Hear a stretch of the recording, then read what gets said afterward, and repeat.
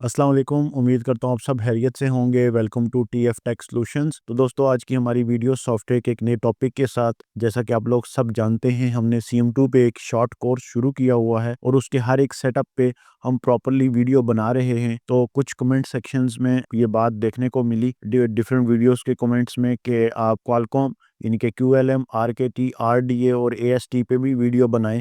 तो हमने सोचा कि इन 4 सेटअप पे भी प्रॉपरली हम 2 पार्ट करके वीडियो बना देते हैं। तो आज की जो हमारी वीडियो है वो QLM यानी कि जो CM2 में क्वालकॉम का सेटअप है, उसको देखेंगे कि उसकी क्या वर्किंग है और उसकी अहमियत क्या है और कौन-कौन से मॉडल उसके अंदर हो रहे हैं और क्या-क्या काम हो रहे हैं। और साथ ही साथ हम RKT भी इसका एक सेटअप है वो भी देख लेंगे। जैसा कि हम अपने इन्फिनिटी बॉक्स की वेबसाइट पे हैं, अब सिंपली हमने यहाँ पे अपना सेटअप जो हमारे पास क्वालकॉम का है वो ओपन कर लेना है। क्वालकॉम का सेटअप अपने पास ओपन करने के बाद अगर यहाँ पे देखें तो CM2 क्वालकॉम के अंदर जो अपडेट है वो काफ़ी टाइम पहले आई हुई है और ये अपडेट लास्ट देखें तो 2017 के बाद अभी तक कोई अपडेट क्वालकॉम की इन्होंने नहीं दी हुई। उसकी वजह कि CM2 जो क्वालकॉम को सपोर्ट करती है वो पुराने मॉडल्स हैं और नए मॉडल बिल्कुल भी नहीं है। जैसे आपके पास ओप्पो के कुछ फ़ोन है, ओप्पो A37 है, वो बाज़-औक़ात इसमें हो जाते हैं, या ऐसे फ़ोन जिनका CPU आपके पास MSM के नाम से आपको देखने को मिलेगा। मिसाल के तौर पे ये आपके पास क्वालकॉम का सेटअप है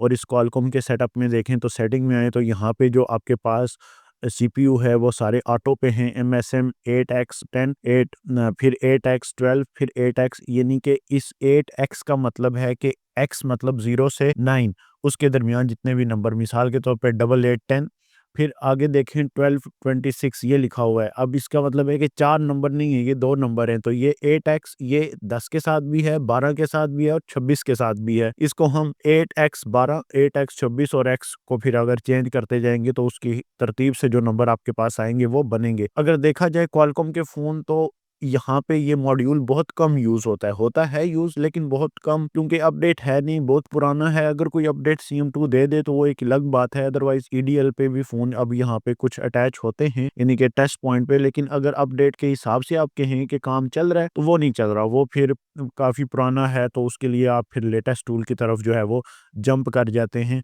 और इसकी जो पोर्ट बनेगी वो HS, USB, क्यूसीफायर भी इसको कहते हैं कुछ फॉर्म में, तो वो पोर्ट बनाता है। बाकी सर्विस में वही आइडेंटिफाई है, फ़ोन आइडेंटिफाई कर सकते हैं। आइडेंटिफाई के बाद नेक्स्ट आपके पास है फॉर्मेट FS, और ये basically full format, wipe data cache, factory reset, या Xiaomi के कुछ फ़ोन्स हैं उनका अकाउंट भी ये रीसेट कर सकता है। अच्छी सिक्योरिटी है, लेकिन हाई लेवल पे नहीं होगा, बहुत पुराने फ़ोन होंगे, क्योंकि नॉर्मली अगर आप देखें तो 2017 के बाद अपडेट नहीं आई। तो अगर आप कहें कि लेटेस्ट मॉडल है तो ऐसी बात नहीं है। बाकी सिक्योरिटी OP ADL पॉइंट में है, बैकअप सिक्योरिटी ले सकते हैं, रिसिक्योर सिक्योरिटी, रीड QCN फाइल्स, ठीक है। ये जब आप काम करते हैं, क्या कहते हैं, सिक्योरिटी पे नेटवर्क के रिलेटेड या सिम के रिलेटेड, तो तब ये ऑप्शन यूज़ होते हैं। और उसके बाद फ्लैश है, तो यहाँ पे पैक फाइल अक्सर आती है फ्लैश के लिए। क्वालकॉम हो तो XML फाइल के पास आएगा, सॉरी आपके पास क्वालकॉम हो तो XML फाइल है, SPD हो तो पैक फाइल है, और MTK हो तो आपके पास स्कैटर फाइल है। अब यहाँ पे जो भी फाइल आपके पास है वो सिलेक्ट करवाएं और फ्लैश कर दें। और उसके बाद यूज़र डेटा रीड पैटर्न भी करना चाहें, पुराने फ़ोन का हो सकता है हो जाता हो। यूज़र डेटा रीसेट लॉक, अब इसमें एक दिन को फ़ोन आया था, ओप्पो A57 है। ओप्पो की सीरीज़ के कुछ फ़ोन जो है ना वो यहाँ पे पुराने अटैच होते हैं A सीरीज़ के, बाकी नॉर्मली जो है वो अटैच नहीं होते। और अगर पैटर्न अगर उन पे लग जाए तो वो रीड करना चाहें तो वो पैटर्न आपको प्रॉपर्ली बता देगा। और बाकी डेटा रिकवरी ये कोई ख़ास चीज़ नहीं है।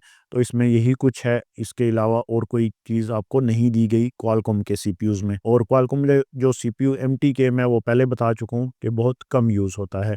इसी के साथ अगर आप एक और सेटअप जैसे हमारे पास यहाँ पे भी देखें तो इसकी सेटअप में क्वालकॉम बेस्ड डिवाइसेस ही दी गई हैं। RKT देखते हैं, RKT की अगर हम यहाँ पे अपडेट देखें तो ये अपडेट भी हमारे पास 2020 के बाद आज तक नहीं आई, तो अभी 2026 चल रहा है। तो यहाँ पे हमने RKT का अगर सेटअप करना है तो वो हमारे पास ये रहा, इसको हम बंद करेंगे और RKT के सेटअप को हम ओपन कर लेंगे। तो अब हमारे पास ये नॉर्मली RKT का सेटअप जो है वो ओपन हो चुका है। अब ये जो सेटअप है इसमें भी बेसिकली रॉक रॉक चिप के नाम से ICs हैं, RK X2 और फिर आगे X4 नंबर का, वो नंबर कोई भी नंबर हो सकता है। गूगल पे आपको प्रॉपर्ली अपने फ़ोन के हिसाब से वो नज़र आएगा और उसके बाद फिर आप इस पे काम कर सकेंगे। फ्लैशिंग, अनलॉकिंग यूज़र, ठीक है, सर्विसेज, रिमोट। अब ये बेसिकली डायरेक्ट है, यहाँ पे कोई आपकी वो सिलेक्शन जो है वो प्रॉपर्ली नहीं है, ना ही आप कर सकते हैं। आइडेंटिफाई करें, फॉर्मेट करें, फ्लैश करें फ़ोन को, ठीक है, नॉर्मली, या फ्लैश के बाद यूज़र डेटा में रीसेट यूज़र कोड या रीड पैटर्न कर सकते हैं। स्मार्टफ़ोन के लिए, पुराने स्मार्टफ़ोन्स के लिए भी ये यूज़ होता है। बाकी ये इतना ख़ास जो है वो इसकी वर्किंग नहीं है, क्योंकि आरकेटी, क्वालकॉम या एएसटी या आरडीए ये ऐसे सीपीयूज़ हैं जो कम यूज़ होते हैं। अगर सीएम2 में मोस्टली आपके पास ज़्यादातर जो सेटअप यूज़ होता है इस टाइम पे वो एमटी के या एसपीडी के सेटअप्स हैं। मीडियाटेक के सीपीयूज़ अगर आते हैं वो, या अगर स्पेक्ट्रम के सीपीयूज़ आते हैं वो, उसमें आपके पास एमटी2 भी आता है, एसपी3 भी आता है। वो तो स्मार्टफ़ोन्स के लिए, लेकिन हम सीपीयूज़ की बात करें तो ये 2 सीपीयूज़ जो हैं वो मोस्टली यूज़ होने वाले सीपीयूज़ हैं। बाकी ये जो सेटअप हमने अभी देखे, क्वालकॉम या आरकेटी, ये उस हिसाब से या उस हद तक प्रॉपर्ली यूज़ नहीं होते।